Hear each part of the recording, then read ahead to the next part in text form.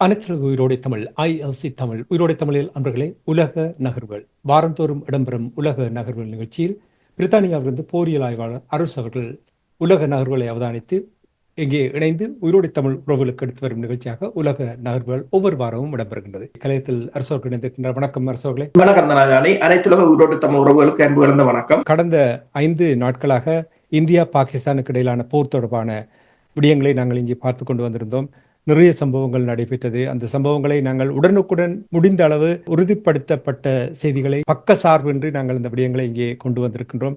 செய்தியை செய்தியாக கொண்டு வந்திருக்கின்றோம். அதே போல் தொடர்ந்தும் செய்தியை செய்தியாக கொண்டு வருவோமே தவிர யாருக்கும் சார்பாக நாங்கள் இங்கே கதைப்பதற்கு எந்த ஒரு லாபமும் இல்லை என்பதை இங்கே கூறிக்கொண்டு நாங்கள் உண்மைத்தன்மையோடு செயல்பட வேண்டும் என்பதுதான் எங்களுடைய நோக்கம். அரசோகளே, போர் நடந்து 3 நாட்கள் தாக்குதல் நடைபெற்றது. விமானங்கள் சுட்டு வீழ்த்தப்பட்டது. இந்தியாவில் நகரங்கள் தாக்கப்பட்டது. அதே போல் பாகிஸ்தானில் பதிலடி தாக்குதல் நடைபெற்ற விடயங்கள் எல்லாம் நீங்கள் ஏற்கனவே எங்களுடைய உறவுகளுக்கு கூறியிருக்கிறீர்கள். போர் நிறுத்த ஒப்பந்தம் வெகு விரைவாக இன்று கூட டொனால்ட் ட்ரம்ப் அவர்கள் பேசும்பொழுது கூறியிருந்தார், தன்னுடைய அட்மினிஸ்ட்ரேஷன் நிர்வாகம் எடுத்த அந்த அதிரடி முயற்சியால் தான் இந்த போர் நிறுத்தத்தை உடனடியாக கொண்டு வந்தேன் என்று டொனால்ட் ட்ரம்ப் அவரும் கூட அதற்கு இப்பொழுது கிரெடிட் எடுப்பதற்காக கூறுகிறார். போர் நிறுத்தம் வந்துவிட்டது. இந்தியா பாகிஸ்தானுக்கு இடையிலான போர் தொடர்பான இந்த நிலை இப்பொழுது என்ன நிலையில் இருக்கின்றது? நீங்கள் கூறியது போல இந்த போர்னால் லாபம் அடைந்த ஒரே ஒருவர் என்றால் டொனால்ட் ட்ரம்ப் மட்டும்தான். அவர் கூறியிருந்தார் தான் 24 மணித்தியாலத்தில் உக்ரைன் போரை நிறுத்துவேன் என்று. ஹமாஸுக்கு கூறியிருந்தார், நீங்கள் ஒரு மிகப்பெரிய ஒரு பேயை பார்ப்பீர்கள், எல்லா கைதிகளையும் விடாவிட்டால் மிகப்பெரிய தாக்குதலை நடத்துவேன் என்று. அன்சரல்லா ஹூதிஸுக்கு சொல்லியிருந்தார், உங்களை அழித்து ஒழிப்பேன் என்று சொல்லி. இப்ப அங்க நின்ற 6 B-52 விமானங்களும் அமெரிக்காவுக்கு திரும்பி போட்டுது. ஆனால் ஒன்றும் அவரால் நிறைவேற்ற முடியவில்லை. ஆனால் அவருக்கு ஒரு நன்மையை செய்ததென்றால் இந்த 2 ஆசிய நாடுகளும் தான். ட்ரம்ப் இந்த 2 நாடுகளுக்கும் கடமைப்பட்டிருக்க வேண்டும். ஏனென்றால் இப்போது உலகமெல்லாம் ட்ரம்ப் தான் இதை நிறுத்தினார் என்ற ஒரு கிரெடிட் ட்ரம்புக்கு போயிருக்கிறது. ட்ரம்ப் இந்த 2 நாடுகளுக்கும் மிகவும் கடமைப்பட்டவராகத்தான் இருக்க வேண்டும். சரி, போரை பொறுத்தவரையில் உண்மையில் இந்த போரை இப்ப ரஷ்யா, உங்களுக்கு தெரியும், ரஷ்யா உக்ரைன் போரை ஆரம்பித்த போது ஒரு நிபந்தனையை வைத்து ஆரம்பித்தது. உக்ரைன் நேட்டோவில் இணையக்கூடாது, உக்ரைனால் ரஷ்யாவினால் கைப்பற்றப்பட்ட டொன்பாஸ் பகுதிகளுக்கு சுதந்திரம் வழங்கப்பட வேண்டும், அதை இணைக்கணும் ரஷ்யாவுடன் என்றெல்லாம். அதை இப்ப நடக்கின்ற பேச்சுவார்த்தையிலும் அதனை விட்டுக் கொடுக்கவில்லை அவர்கள். அதையும் விட்டுக் கொடுக்காம, அதனாலதான் ட்ரம்பால் 100 நாட்களுக்கு கூட அதை நிறுத்த முடியாது. ஆனால் இது திடீரென்று ட்ரம்பே அதை அந்த போர் நிறுத்தத்தை அறிவித்து விட்டார். என்னும் போது இந்தியா எதற்காக இந்த சண்டையை தொடங்கியது? இந்தியாவின் நிபந்தனை ஒன்றும் தெரியாது. இப்ப பாகிஸ்தானை பொறுத்தவரையில் நாங்கள் பாகிஸ்தான் சார்பாக கதைக்கிறோம் இல்லை. பாகிஸ்தான் தான் சுயாதீன விசாரணைக்கு ஓம் என்று சொன்னது. அந்த தீவிரவாதிகள் தாக்கினது. அப்ப அவங்க சொன்னது என்ன, எங்கிற ஊர்ல தீவிரவாதிகள் நெடுக கிட்டத்தட்ட 600 பில்லியனை நாங்கள் இழந்திருக்கின்ற பொருளாதாரத்துல இந்த தீவிரவாதத்தால ஒவ்வொரு நாளும் பாகிஸ்தானில் இருந்து வந்துதானே தாக்குதலை நடத்தினார்கள். அதுக்கு ப்ரூஃப் இல்லை, அதுதான் பிரச்சனை. அப்ப அவங்க சொல்றாங்கன்னா பாகிஸ்தான்ல இருந்தா நீங்க ஆட சொல்லுங்க, பிடிச்சி தாரோம். இப்ப நீங்க அதுக்குதான் சுயாதீன விசாரணை அவங்க சொல்றாங்க. சுயாதீன இப்ப இலங்கை அரசாங்கம் கூட சுயாதீன விசாரணைக்கு மாட்டேன் சொல்லுங்க. ஆனால் பாகிஸ்தான் தான் சுயாதீன விசாரணைக்கு ஓமன் தான் சொல்றான். அப்ப தாக்கினார், ஓகே, தாக்கியது. இப்ப தாக்கின பிற்பாடு பாகிஸ்தான் திரும்ப தாக்க போகிறேன் என்ற ஒரு செய்தியை வெளியிட்டு இருந்தது. அப்ப பாகிஸ்தான் தாக்க போகிறது சனிக்கிழமை என்றவுடன் இந்தியா மீண்டும் ட்ரோன்களால் தாக்கினது. அந்த சமயம்தான் பாகிஸ்தான் தனது அன்பிரேக்கபிள் வோல் என்று சொல்லி ஆபரேஷனை அதிகாலை 5 மணிக்கு ஆரம்பித்தார்கள். பின்னேரம் 5 மணிக்கு போர் நிறுத்தம் வந்துவிட்டது. இதான் அந்த பிரச்சனை. என்னென்றால் காலமை ஆரம்பிக்கிறார்கள் சண்டையை, பின்னேரம் போர் நிறுத்தம் என்று வந்துவிட்டது. அப்ப இதற்கு எந்த நிபந்தனையும் இல்லை. ட்ரம்ப் உடனடியாக சொல்லிவிட்டார் போர் நிறுத்தம். ஒன்று தெரிகிறது இதில் என்றால், இந்த 2 நாடுகளாலும் இந்த போரை தாக்கு பிடிக்க முடியவில்லை. என்றது வந்து தெரிகிறது. இரண்டாவது, இந்த பாலக்கோட்ல இடம்பெற்றது 2019ஆம் ஆண்டு இடம்பெற்ற தாக்குதலுக்கு பின்னர் இந்தியா தனது படையினரை வலிமைப்படுத்தியிருந்தது. S-400 வாங்கியிருந்தது ரஷ்யாவிடம் இருந்து, ரஃபேல் விமானங்களை வாங்கியிருந்தது பிரான்சிடம் இருந்து. கிட்டத்தட்ட இந்தியா அந்த பட்ஜெட்டை நீங்கள் பார்த்தீர்கள் சொன்னால் 15 பில்லியனுக்கு 114 ரஃபேல் விமானத்தை வாங்குவதுதான் திட்டம். இப்போது அவர்களிடம் 36 விமானங்கள் இருக்கின்றன. 28 விமானங்கள் சிங்கிள் சீட், 2 விமானம் 8 விமானங்கள் டபுள் சீட். அப்ப இப்ப கடற்படைக்கு கூட 63,000 கோடிக்கு 36 விமானங்களை வாங்குவதற்கு தான். அப்ப இந்தியா தன்னை நல்லா பலப்படுத்தினது. ஏவுகணைகளாக இருக்கலாம், பிரம்மோஸ் ஏவுகணைகளாக இருக்கலாம், அல்லது ரஷ்யாவின் கூட்டு தொழில்நுட்பத்தில் தயாரிக்கப்பட்ட Su-30 ரக விமானங்களாக இருக்கலாம். எல்லாவற்றையும் பலப்படுத்தி கொண்டுதான் போனார்கள். ஆனால் என்ன பிரச்சனை என்று சொன்னால் எதிரி பலமாக இருந்ததை கணிக்க தவறிவிட்டார்கள். ஏனென்றால் நாங்கள் யாரையும் குறைத்து மதிப்பிட முடியாது. நீங்கள் கூறுவதை பார்த்தால் பாகிஸ்தான் இவ்வளவு பலமாக எதிர்த்தாக்குதல் செய்வதற்கான பலம் இருக்கின்றது என்பதை இந்தியா குறைத்து மதிப்பிட்டு விட்டு என்று நீங்கள் கூறுகிறீர்களா? உண்மைதான். என்னென்று சொன்னால் இப்ப இந்தியாவில ஒரு கருத்து ஒன்று இருக்கிறது. சீனாவின் பொருட்கள் என்று சொன்னால் அது ஏதோ உடைந்து விழுந்து விடும், அது ஒன்றுக்கும் உதவாது என்ற ஒரு தோற்றப்பாடு தான் இருக்கின்றது. ஆனால் அந்த தோற்றப்பாட்டை டீப்சீக் வந்து இலகுவாக உடைத்திருந்தது. அப்போ எத்தனையோ மேற்குலக ஆய்வாளர்கள் எத்தனையோ பேர் கூறினார்கள் அவங்களோட தொழில்நுட்பம் எவ்வாறு வளர்ந்து கொண்டிருக்கின்றது, கிளைடர் வெஹிக்கிள், கிம்சா, அதாவது ஹைப்பர்சோனிக் ஏவுகணை என்று எங்கேயோ போயிட்டான். நீங்கள் அதையாவது கொஞ்ச நாள் பார்த்திருக்கலாம், அதை கணிக்க தவறியிருக்கலாம். ஏன் போர்க்களத்துல நாங்கள் தோற்கிறோம் என்று சொன்னால் எங்கட ஆயுதங்களை நாங்கள் நவீனமயப்படுத்துவது ஒரு புறம் இருக்க, நாங்கள் எதிரியை சரியாக கணிப்பிட வேண்டும். எதிரியை நீங்கள் தவறாக கணிப்பிட்டால் களம் தோல்விதான், அதில் மாற்று கருத்து இல்லை. இந்த போரினூடாக சீனாவினுடைய பலம், அதாவது படைக்கலன்கள், இந்த ஏவுகணை தாக்குதலாக இருக்கட்டும், துல்லியமாக தூர நோக்கில் தாக்குகின்ற அவர்கள் வைத்திருக்கின்ற ஆயுதங்கள் எல்லாம் பலருக்கு தெரிய வந்து விட்டதா? இதுவரையில் பெருசாக சீனாவினுடைய ஆயுதங்கள் பயன்படுத்தியதை நான் கேள்விப்படவில்லை. இப்பொழுதுதான் இதை பாவித்தவுடன் எல்லா நாடுகளும் இதை இப்பொழுது புரிந்திருக்கிறார்கள் என்று நம்புகிறேன். எல்லாருக்கும் அதிர்ச்சியா சம்பவத்தை பார்க்க? நீங்கள் திறந்து இங்க இருக்கிற இணையதளங்கள் இப்ப இங்கிருந்து வருகின்ற நேஷனல் இன்ட்ரெஸ்டாக இருக்கலாம், டெய்லி டெலிகிராஃபாக இருக்கலாம், வாஷிங்டன் போஸ்டாக இருக்கலாம், ராய்ட்டராக இருக்கலாம், நீங்கள் எல்லாவற்றையும் பாருங்கள். அதைத்தான் ஆய்வு செய்கிறார்கள். அந்த ஏவுகணை எவ்வாறு, ஏனென்றால் 4.5 ஜெனரேஷன் என்று சொல்றது 4.5ஆம் தலைமுறை விமானம். அவ்வாறான விமானத்தை இதுவரையில் அந்த டாக் ஃபைட் என்று சொல்றது ஏர் பேட்டில் இதுவரையில் வீழ்த்தினது கிடையாது. இப்ப அவதானிகள் என்னென்று ஆய்வு செய்கிறார்கள் என்று சொன்னால் 2வது உலக போருக்கு பின்னர் நடைபெற்ற மிகப்பெரிய ஒரு ஏர் பேட்டில் இதுதான். இந்திய தரப்புல 72 விமானங்கள், பாகிஸ்தான் தரப்புல 42 விமானம். பாகிஸ்தான் இப்ப நீங்கள் ஒரு ஆய்வை செய்யும் போது நீங்கள் 2 தரப்பையும் நீங்கள் பார்க்கலாம், 2 தரப்பின்றையும் கட்டாயம் பார்க்க வேண்டும், அல்லது உங்களோட ஆய்வு சரியாக வராது. இப்ப இந்தியாவின் தரப்புல சொல்கின்ற நியாயங்கள், இந்திய வான்படை அதிகாரி என்ன சொல்கிறார், நிருபர்கள் கேட்டிருக்கிறார்கள் ரஃபேல் விமானத்தை நீங்கள் இழந்தீர்களான். அவர் அதை ஓமன்று சொல்லவில்லை. சண்டை என்று சொன்னால் இழப்பு வரத்தான் செய்யும், ஆனால் எல்லா விமானிகளும் பத்திரமாக திரும்பி விட்டார்கள். உறுதிப்படுத்துவதற்காக இப்பொழுது செய்மதி படங்களை வெளிப்படுத்தி கொண்டு வருகிறார்கள். செய்மதி படங்கள் இது வந்து சனிக்கிழமை இடம்பெற்ற கடும் மோதல். இப்ப சனிக்கிழமை நீங்க பார்த்தீர்கள் சொன்னால் இந்தியா கடுமையாக பிரம்மோஸ் ஏவுகணையால கடுமையாக தாக்கி இருந்தது. என்றால் பாகிஸ்தான் இந்த விமானத்தை சுட்டு வீழ்த்த முடியாதபடியால் வான்படை தளத்தை அழிக்க வேண்டும். அது பல விழுந்திருக்கின்றன. செய்மதி படங்கள் பார்த்தா 8 பாகிஸ்தான் வான்படை தளத்தை தாக்கி இருக்கிறார்கள். ஒன்றின் ரன்வே சேதமாக இருக்கின்றது, ஒன்றின் ஹேங்கர் சேதமாக இருக்கின்றது, சில இடங்களில் ரடார் பகுதியில் விழுந்திருக்கின்றன, சிலவற்றை சுட்டு வீழ்த்திருக்கிறார்கள். இப்ப பாகிஸ்தான் வந்து பிரான்சின் ஸ்கல்ப் ஏவுகணையை முற்றாக ஒன்றை கைப்பற்றி இருக்கிறார்கள், சுட்டு வீழ்த்தி இருக்கிறார்கள். அதே நேரம் பாகிஸ்தான் வான்படை தளபதி ஒன்றை கூறுகிறார், பிரம்மோஸ் ஏவுகணை தங்கள் தளத்தை நோக்கி அடிக்கப்பட்டதாகவும் அதை தாங்கள் ட்ராக் பண்ணினார், அதாவது ஹேக் பண்ணினதாகவும், அதன் அலைவரிசையை குழப்பினதால் அது ஆப்கானிஸ்தான் நோக்கி பறந்து போனதாக கூறுகிறார். சொல்லுகிறார் என்னென்றால் இதனால் எங்கிற நாட்டுக்கு மட்டும் ஆபத்து இல்லை, அந்த பிராந்தியத்துக்கே ஆபத்து, ஸ்டேபிள் இல்லை என்று அவர் கூறுகிறார். அதே நேரம் அவர்களும் புகைப்பட இந்தியா படைத்துறை படை அதிகாரிகள் அந்த புகைப்படங்களை போட்டுகிறார். 8 விமான தளங்களை நாங்கள் இவ்வாறு தாக்கினோம், என்னென்ன இடத்தில் சேதம் என்று சொல்லி அதை காட்டுகிறார்கள். அதே சமயம் அவர்கள் போடுகிறார்கள். இப்ப உடம்பூர் விமான நிலையத்தில் இருந்த S-400 அந்த தாக்குதலுக்கு முன்னர் தாக்குதலுக்கு பின்னர், அப்ப அதனை அவர்கள் AF-17 ரக விமானத்தில் இருந்து ஹைப்பர்சோனிக் ஏவுகணையால் அடித்திருக்கிறார்கள். இப்ப ஹைப்பர்சோனிக் ஏவுகணையை தடுப்பது கடினம். ஹைப்பர்சோனிக் ஏவுகணை சீனாவிடம் இருக்கின்றது. அப்ப சீனா பாகிஸ்தானுக்கு வழங்கியதையும் இந்தியா அறியவில்லை என்றுதான் ஒரு பிரச்சனை. இப்ப இதில் மேற்குலக அவதானிகள் என்ன கூறுகிறார்கள் என்று சொன்னால், இந்த சண்டை ஆரம்பிக்க முதலே அவர்கள் அவசரமாக ஆயுதங்களை கொடுத்து விட்டார்கள். அவர்கள் தயார் நிலையில் தான் இருந்திருக்கிறார்கள்.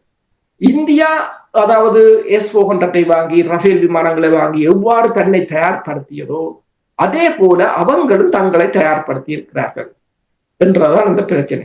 இப்ப சீனாவின் ஷெண்டு ஏர்கிராப்ட் லிமிடெட் அவங்களோட பங்கு சந்தை 40% ஏறி இருக்கின்றது. இப்ப பங்களாதேசம் இப்பவே J-10 விமானத்துக்கு ஆர்டர் கொடுத்திருக்கிறது.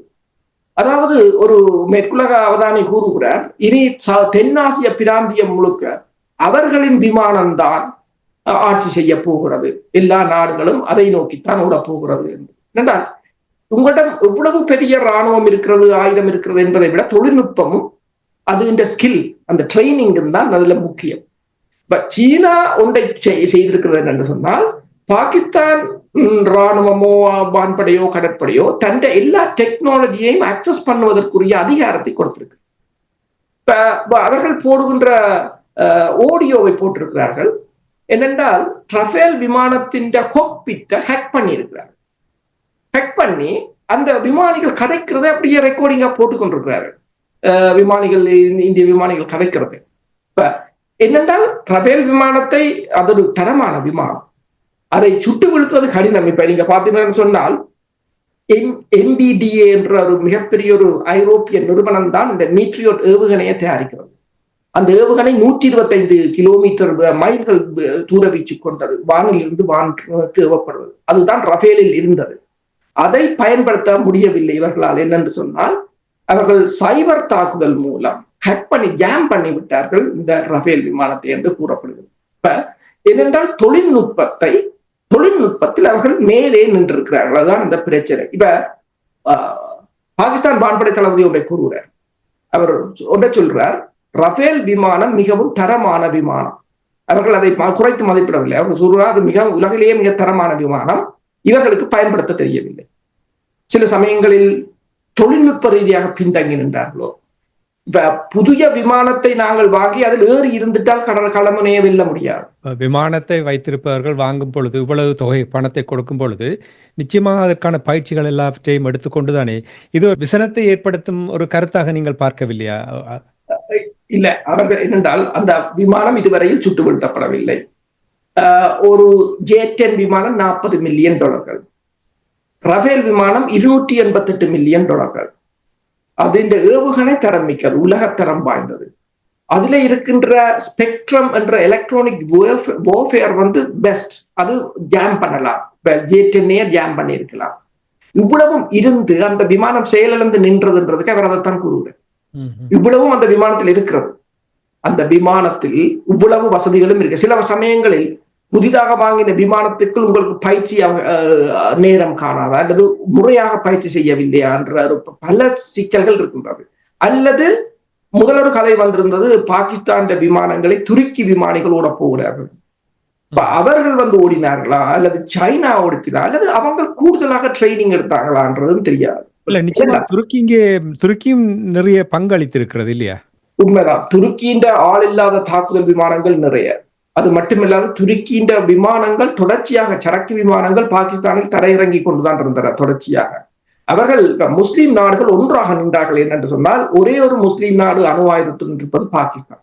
அப்ப பாகிஸ்தான் வீழ்ச்சியை அவர்கள் விரும்ப மாட்டார்கள். தங்களுக்குள் பிரச்சனை இருந்தாலும் அவர்கள் விரும்ப மாட்டார்கள். எனவேதான் இந்த அவசரமாக ஒரு போர் நிறுத்தத்துக்கு சென்றிருந்தார்கள். இப்ப ரஷ்யா டுடேல ஒரு இந்தியாவின் ஆய்வாளர் ஒருவர், அவர் முன்னாள் வெளிவார அமைச்சர், அவர் ஒரு கட்டுரை எழுதியிருக்கின்றார். இந்த மேற்குலக ஊடகங்கள் ஒரு பக்க சார்பாக செய்திகளை வெளியிடுவதாக கூறியிருந்தார். அவரின் கருத்து என்னவென்று சொன்னால் பாகிஸ்தானுக்கு ஆதரவாக. ஆனால் எந்த ஊடகங்களும் பாகிஸ்தானை அப்படியே எடுத்து போடவில்லை செய்திகளை. இப்ப நீங்க பாத்தீங்கன்னா வாஷிங்டன் போஸ்ட் போடுகிறது, அதாவது இந்த ஞாயிற்றுக்கிழமை உஜான் என்ற காஷ்மீர் பகுதியிலிருந்து ரஃபேல் என்ஜினை மீட்டுக் கொண்டிருக்கிறாங்க. அந்த படத்தையும் போட்டுதான் போடுகிறாங்க. அதே போல அக்னூர் என்ற காஷ்மீர் பகுதியிலிருந்து மிராஜ் பாகங்களை எடுத்துக்கொண்டிருக்கிறார்கள். அதே போல இன்னொரு இடத்துல இருந்து Su-30 என்ஜினை எடுத்துக்கொண்டு அப்ப அவங்க ஆதாரங்களுடன் தான் போடுகிறார்கள். இப்ப பாகிஸ்தான் வான்படை தளம் தாக்கப்பட்டதெல்லாம் போடுகிறார்கள். அந்த நீங்கள் பார்க்கலாம், தாக்குதலுக்கு முன்னர் தாக்குதலுக்கு பின்னர் என்று சொல்லி அந்த வான்படை தளங்கள் சேதங்களை போடுகிறார்கள். என்னென்ன பகுதி சேதமடைந்திருந்தால் அந்த சேதம் கடுமையான சேதமா குறைவான சேதமானும் போடுகிறார். அதே போல இந்தியாவின் உடும்பூர் வான்படை தளத்தில் இருந்த S-400 தாக்குதல் நடத்தியதையும் சேட்டலைட் படம், சேட்டலைட் தான், நாங்கள் போய் சொல்ல முடியாது, அவர்கள் மேலிருந்து எடுத்து விடுகிறார்கள். இப்ப சீனாண்ட சேட்டலைட் தான் கூடுதலான படங்களை எடுத்திருக்கு. இப்ப பாகிஸ்தான் இழப்பையும் சீனாண்ட சேட்டலைட் போட்டிருக்கிறது, இந்தியாவின் சேட்டலைட்டுகள் எடுத்திருக்கு. அப்ப நவீன தொழில்நுட்பத்துல நாங்கள் பலவற்றை மறைக்க முடியாததான். இப்ப 2019 ஆண்டுக்கும் 25 ஆண்டுக்கும் இடையில் பாரிய தொழில்நுட்ப பாய்ச்சல் உங்களுக்கு தெரியும். அப்ப அது இலகுவாக ஒரு ஆர்டிபிஷியல் இன்டெலிஜென்ஸை அதை செய்து கொடுத்துரும். எல்லாத்தையும் செக் செய்து உண்மையோ பொய்யோன்னு அதை டப்பன்னு கொடுத்துரும் கையிலேயே.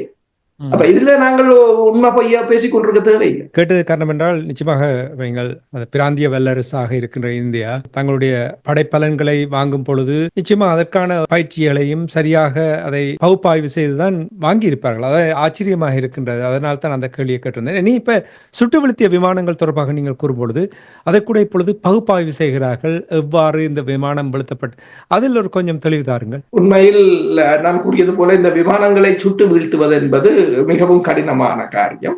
ஏனென்றால் இரண்டும் சம வலுவாகத்தான் இருந்தது. இப்ப ரஷ்யா சீனாவின் PL-15 இருக்கலாம், அது 90 மைல் தூர வீச்சும் இருக்கிறது, 125 மைல் தூர வீச்சும் இருக்கின்றது. அதே போல ரஃபேல் மீட்ரியோட் வகை ஏவுகணை கிட்டத்தட்ட அது 125 மைல் தூர வீச்சு கொண்டது.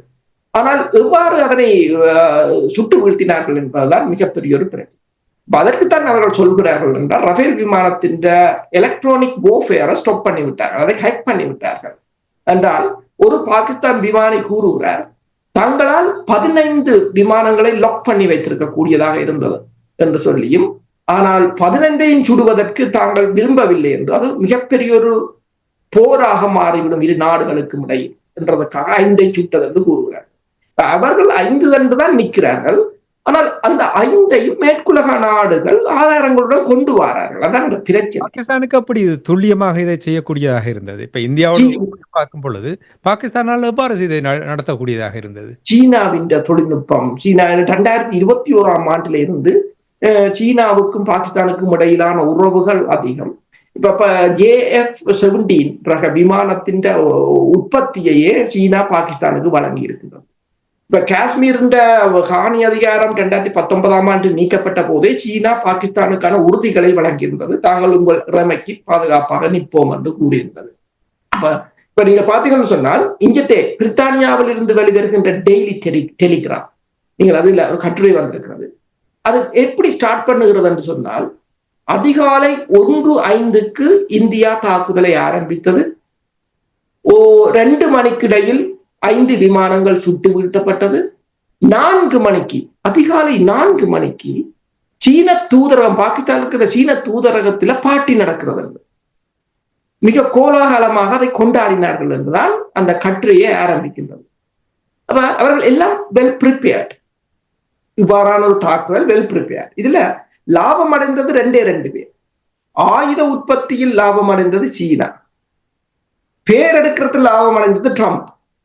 அப்ப ட்ரம்புக்கும் லாபம், சீனாவுக்கும் லாபம். இதுல ஒரு கேள்வி எனக்கு என்னவென்றால், நான் யுக்ரைன் ரஷ்யா போர் தொடர்பாக நீங்கள் அடிக்கடி என்னோடு உரையாடும் பொழுது ரஷ்யா மேற்கத்திய நாடுகள் கொடுக்கின்ற ஆயுதங்களை, படைக்கலன்களை பயன்படுத்தினால் அந்த நாடுகளும் நேரடியாக இந்த போரில் ஈடுபடுகிறார்கள் என்று ரஷ்யா எப்பொழுதுமே தன்னுடைய எதிர்ப்பை தெரிவிப்பதால் இவர்கள் கொஞ்சம் பின்வாங்குவார்கள். இப்பொழுது நடந்து முடிந்திருக்கின்ற இந்த பாகிஸ்தான் இந்தியாவுக்கு இடையிலான போரில் நிச்சயமாக தெளிவாக தெரிகிறது பாகிஸ்தானின் பின்னணியில் சீனா இயங்கி இருக்கின்றது தெரிகின்றது. அப்படி என்றால் இங்கே சீனா நேரடியாக இந்த போரில் ஈடுபட்டிருக்கின்றது என்று நீங்கள் இந்தியா கூறலாமா? அப்படி கூறுவதென்றால் பிரான்ஸ் நேரடியாக ஈடுபட்டது என்று அவங்களும் கூறலாம். ரஃபேல் விமானம் பிரான்ஸ். அதான் இந்த பிரச்சனை. இப்ப காசு கொடுத்தால் யாரும் எதுவும் வாங்கலாம். இப்ப ரஷ்யாவும் என்ன சொல்கிறது? இப்ப இவர்கள் நேரடியாக என்று சொன்னாலும் F-16 கொடுத்தாலும் ரஷ்யா மேற்கொள்ளத்தை அடிக்கையில, அப்ராம் டேங்கையும் கொடுத்திருக்கிறாங்க, அடிக்கையில ஸ்கல்ப் ஏவுகணையை அங்க பாவிக்கிறார்கள், ரஷ்யாவில் அடிக்கையில. அங்க அந்த உக்ரைன்ல இருக்கிறவை அடிக்கிறார்களே தவிர அடுத்த நாட்டுக்கு போக முடியாது என்றால் இந்த காலத்துல ஒரு நாட்டுக்கு ஆயுதம் தேவை என்று சொன்னால் அந்த நாடு இறமை உள்ள நாடு. அவர்கள் எந்த நாட்டிலும் ஆயுதம் வாங்குறாங்க. வடகொரியா முதல் இவர்கள் கூறினார்கள் வேறு நாட்டு ராணுவம் சென்றால் அது ஒரு போராக கருதப்படும் என்று. ஆனால் ரஷ்யாவுக்கு வடகொரிய படையினர் சென்றார்கள். ஆனால் இவர்களால் ஒன்றும் செய்ய முடியவில்லை. ரஷ்யா பப்ளிக்காக கூறுகிறது வடகொரியா படையினர் தான் தங்கள் ராணுவத்துக்கு உதவி செய்கிறார்கள். இப்ப அதே போல இப்ப சீனா ஆயுதங்களை பணத்துக்காக விற்கிறோம் என்று சொன்னால் எதுக்கும் செய்ய முடியாது. இப்ப இலங்கையும் சீனாவிடம் இருந்து வாங்குகிறது, பல நாடுகள் வாங்குகின்றன. இப்ப பாகிஸ்தான் ஒரு இறமை உள்ள நாடு. இப்ப பாகிஸ்தான் நாங்கள் தமிழர்கள் மாதிரி ஒவ்வொரு நாட்டுக்கும் அடிமையாக இல்லை, அவங்க தாங்கள் இறமை உள்ள நாடுன்னு தான் சொல்றாங்க. தாங்கள் நினைச்ச இடத்தில் அதை வாங்கலாம், விற்கலாம், அதுல பிரச்சனை இல்லை. அதை இப்ப இந்தியாவுக்கு சொல்லிக் கொண்டுதான் வாங்கணும், சொல்லாமல் வாங்கணும் இல்லை. ஆனால் அதை ப்ரூவ் பண்ணவும் முடியாது. இப்ப ஒரு பிரச்சனை என்னன்னு சொன்னால் இப்ப சீனாவின் விமானிகள் இந்தியாவுக்குள்ள சண்டை பிடித்தால் பிரச்சனை. ஆனால் அதையும் ட்ரைனிங் என்று சொல்லலாம். இப்ப இந்த ஒரு பயிற்சியாளர்கள் என்று சொன்னால் எதுக்கும் செய்ய முடியாது. இப்ப நேட்டோ படையினர் உக்ரைன்ல இருக்கிறார், அவங்க என்ன சொல்றாங்க, பயிற்சியாளர்கள் தான் சொல்றாங்க. இப்ப இதுக்கு மேல ஒன்றும் பண்ண முடியாத நிலை. இப்ப உண்மையில் இந்த போரை நீங்கள் எப்படி பார்க்கலாம் என்று சொன்னால், நேட்டோ தொழில்நுட்பவியலாளர்களை வைத்து ரஷ்யாவின் மொஸ்கோவா கப்பல்ல இருக்கலாம் பெரும் தாக்குதல்களை உக்ரைன் எவ்வாறு செய்ததோ அதே போல நான் நினைக்கிறேன் துருக்கி அல்லது சீனாவின் தொழில்நுட்பவியலாளர்களை வைத்து அல்லது ராணுவ நிபுணர்களை வைத்துக் கொண்டு பாகிஸ்தான் இந்த சண்டையை செய்திருக்கு. சரி, அதான் நீங்கள் கூறுவது போல் இப்பொழுது இந்த நவீன தொழில்நுட்ப வசதிகள் இருக்கின்ற இந்த நேரங்களில் ஒழிப்பது என்பது மிகவும் கடினமான விடயம். எல்லாமே செய்மதியினூடாக பல விடயங்களை அறியக்கூடியதாக இருக்கின்றது, ஒட்டு கேட்பதனூடாக பல விடயங்களை அறியக்கூடியதாக இருக்கின்றது. 15-20 ஆண்டுகளுக்கு முன்னர் இருந்தது போல் இல்லை இப்பொழுது எல்லாமே. சரி, இந்த போர்ப்ப முடிவுக்கு வந்துவிட்டது. இதிலிருந்து எவ்வாறு நகரப் போகிறார்கள் இந்தியா பாகிஸ்தான்? இந்த 12ஆம் தேதி இருதரப்பு படையினரும் பேசுவார்கள் என்று கூறியிருந்தார்கள். இருதரப்பிலும் அங்கங்கே எறிகணை வீச்சுக்கள் கட்டுப்பாட்டு பகுதிகளில் இடம்பெற்றுக் கொண்டிருக்கின்றன. இப்போதுதான் சேதங்களை மதிப்பிட்டுக் கொண்டிருக்கிறார்கள். இந்தியா கிட்டத்தட்ட 32 விமான நிலையங்களை இப்போதுதான் திறந்திருக்கின்றது. பாகிஸ்தான் தனது விமான வான்பரப்பை இப்போது திறந்து விட்டிருக்கின்றது. அப்ப நான் நினைக்கிறேன் இனியொரு போரை இப்போதைக்கு இந்தியா செய்ய முடியாது. இது எந்த கருத்தில் இங்க இருக்கிற படையுத்துறை அவதானிகளுடைய கருத்து என்னன்னு சொன்னால், இந்தியா இனி முற்றுமுழுதாக நவீனமயப்படுத்த வேண்டும். தனது வான்படை, கடற்படை, தரப்படை என்று சொல்லி எங்க பிள்ளை நடந்தது என்று சொல்லி அவ்வளத்தையும் நவீனமயப்படுத்த வேண்டும். இப்போதைக்கு பல ஊடகங்கள் பல மாறி கூறுகிறார்கள், அமெரிக்கா F-35 வாங்க போகின்றார்கள். ஒரு ஊடகம் கூறுகிறது இல்லை ரஷ்யாவின் 5ஆம் தலைமுறை விமானமான Su-57 வாங்க போகின்றார்கள். இப்படி ஆளுக்கால ஒன்றை கூறிக்கொண்டிருக்கிறார்கள். என்னும்போது இனி இதையெல்லாம் சரி செய்ய வேண்டிய ஒரு நிலை இருக்கின்றது. இதற்கு அப்பால் ஒரு போரை நடத்துவதற்கான, ஏனென்றால் இந்த போர் மிகப்பெரிய ஒரு லெசன், 2 தரப்புக்கும் ஒரு நல்ல ஒரு லெசனை கொடுத்திருக்கின்றது. ஏனென்றால் யாரும், அதாவது அணு ஆயுத பலம் கொண்ட நாடுகளை யாரையும் வெல்ல முடியாது. இந்த போரில் நீங்கள் இழப்பது அந்த மக்களுக்கு ஒரு பொருளாதார சுமையை தான் ஏற்படுத்துமே தவிர உங்கள் வளர்ச்சியை பாதிக்குமே தவிர இதனால் இருவரும் எந்த தரப்பும் வெற்றி பெற முடியாது என்பதை தெளிவாக காட்டியிருக்கின்றது. இப்ப 3 நாள் கூட தாக்கு பிடிக்க முடியாத ஒரு நிலை. ஏன்னா பொருளாதாரமும் அப்படித்தானே. இப்ப நீங்க பாத்தீங்கன்னு சொன்னால் பாகிஸ்தான்லயே எத்தனையோ மில்லியன் மக்கள் $3 தான் ஒரு நாள் சம்பளமாக இருக்கிறது பாகிஸ்தான்.